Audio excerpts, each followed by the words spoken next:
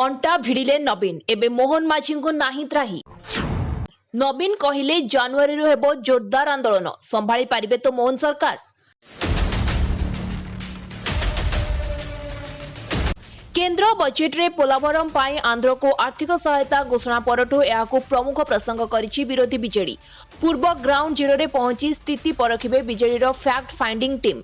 परे केंद्र जलशक्ति मंत्री को भेटिथिला बीजेडी प्रतिनिधि दल। एने प्रतिनिधि दल नवीन निवास रे विस्तृत भावे आलोचना करिसेंती। तेबे निकट रे फैक्ट फाइंडिंग टीम नवीन निवास रे पहुंची तांको सह आलोचना करथिले। निजे लड़िबा सह दलर नेता और कर्मी को लड़िबा पाई आह्वान देइथिले नवीन पटनायक।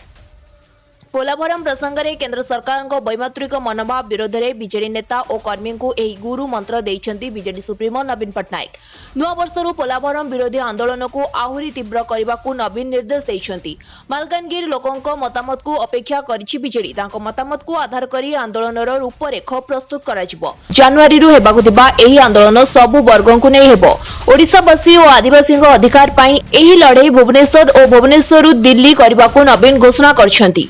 पोलाभरम प्रकल्पर प्रकृत बन्याजल निष्कासन डिजाइन को परवर्ती समय परिवर्तन करा जायछि, जेउथिरे जल निष्कासन क्षमता को 36 लाख क्यूसेक रु 50 लाख क्यूसेक करा जाय मालकानगिरी को विपद भितर को ठेला जायछि। एही पछुआ जल को 164.22 फुट को ठेली देबो, जहां पूर्वरु 150 फुट रखा जायथिला।